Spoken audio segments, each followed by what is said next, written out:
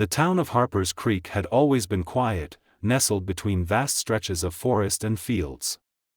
It was the kind of place where everyone knew each other, where children played in the streets, and where doors were rarely locked.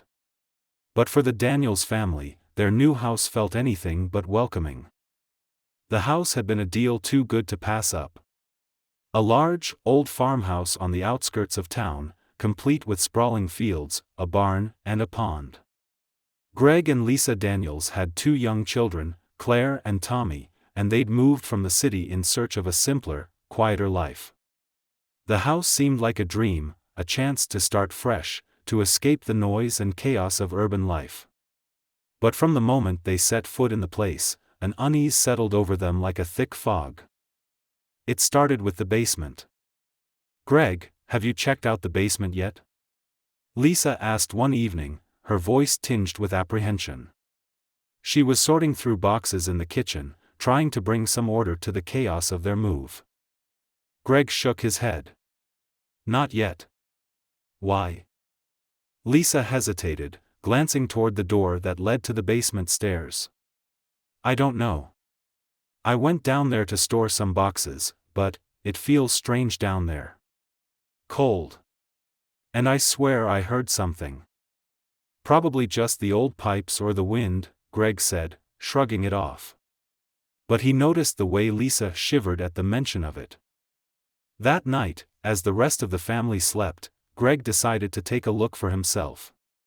Armed with a flashlight, he made his way to the basement door. The hinges groaned as he opened it, and a cold draft crept up from below, sending a shiver down his spine. The staircase descended into darkness, each step creaking under his weight. The beam from his flashlight cut through the shadows, revealing cobwebs clinging to the walls and pipes running along the ceiling like skeletal veins. As he reached the bottom, Greg felt a chill seep into his bones. The basement was vast, stretching out beneath the entire house.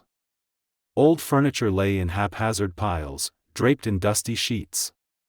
Shelves lined the walls, filled with jars of strange, murky liquids that looked as though they'd been there for decades. But it wasn't the clutter that caught his attention. In the far corner of the basement, hidden in the shadows, was a door. It was small, barely noticeable, and made of thick, weathered wood. A heavy padlock hung from it, rusted with age. Greg frowned. He hadn't noticed the door when they'd toured the house. The realtor hadn't mentioned it either. A sense of unease prickled at the back of his mind, but curiosity won out. He reached out, fingers brushing the cold metal of the lock. It felt oddly warm to the touch, pulsing faintly, like a heartbeat. Greg pulled his hand back, the hair on his arm standing on end. Suddenly, a sound echoed through the basement, a faint scratching, coming from behind the door. Greg took a step back, heart pounding. He told himself it was just an animal, a raccoon or maybe a rat that had gotten trapped. But the sound continued, growing louder, more insistent. It was as if something was clawing, desperately trying to escape. The scratching stopped, replaced by a low, guttural whisper that sent a chill down his spine. "Let me out." Greg stumbled back, nearly tripping over a pile of boxes. His flashlight flickered, casting eerie shadows that danced along the walls. He turned and bolted up the stairs, slamming the basement door shut behind him. His breath came in short gasps, his heart racing. That night, he barely slept. Over the next few days, the unease in the Daniels household grew. Lisa noticed it, too, the strange noises, the cold drafts, the feeling that they were being watched. Claire and Tommy refused to go near the basement door, claiming they heard voices coming from below. "Daddy, there's a monster in the basement," Tommy whispered one night as Greg tucked him into bed. Greg forced a smile. "There's no such thing as monsters, buddy. It's just an old house making strange noises." But Tommy's wide-eyed expression said otherwise. "I heard it, Daddy. It was whispering my name." Greg's stomach twisted, but he tried to reassure his son. "It's just your imagination, Tommy. You're safe. I promise. But deep down, he wasn't so sure. The scratching and whispering became more frequent. Each night, as the family tried to sleep, they would hear it, a faint, insistent sound, as if something were trying to claw its way out. Lisa started to have nightmares, visions of dark, twisted shapes lurking in the shadows of the basement, waiting to be set free. One evening, as the sun dipped below the horizon, casting long shadows across the house, Lisa approached Greg, her face pale and drawn.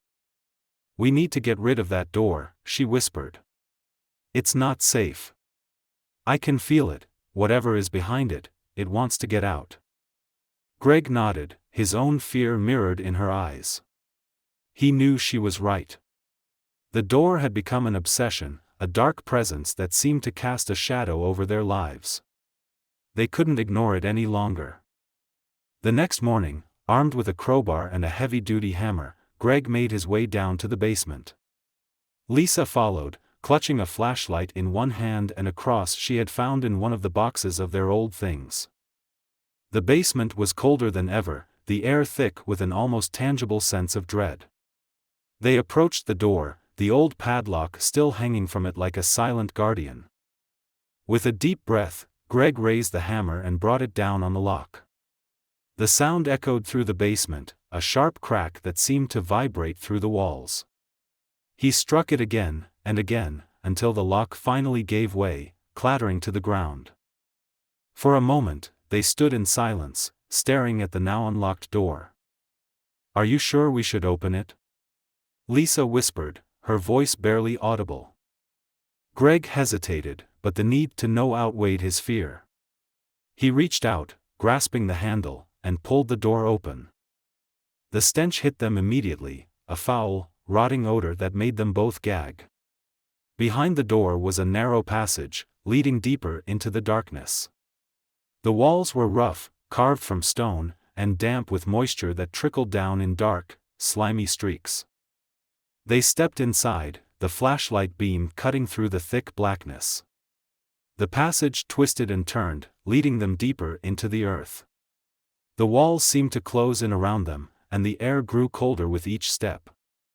Finally, they reached the end of the passage, a small, circular room, its walls covered in strange, twisted symbols that seemed to pulse with a life of their own. In the center of the room was a stone altar, stained with what looked like dried blood. And lying on the altar was a book. It was old, its cover made of cracked leather that seemed to pulse faintly, like a heartbeat. The pages were yellowed and brittle, filled with strange, unreadable symbols. But as they looked at it, the symbols seemed to shift and change, forming words that crawled across the page like living things. Lisa backed away, her face pale. "We need to leave. Now." But Greg was transfixed, his gaze locked onto the book. He reached out, his fingers brushing the cover. The moment he touched it, a shock ran through his body, and a voice echoed in his mind, a voice that was cold, ancient, filled with a malice that was beyond human comprehension. "You have freed me." The room began to shake, the walls cracking as something dark and twisted began to seep from the symbols, like black smoke given form. The ground beneath them trembled, and a deep, guttural growl filled the air, reverberating through the walls. Lisa grabbed Greg's arm, pulling him away. "Greg, we have to go." They turned and ran, the darkness chasing them down the passage, filling the air with a foul, choking stench. They stumbled up the stairs, slamming the basement door shut behind them. But even as they locked the door, they could hear it, the scratching, the whispering, the sound of something clawing at the walls, trying to break free. That night, the whispers filled the house, echoing through the walls, seeping into their dreams.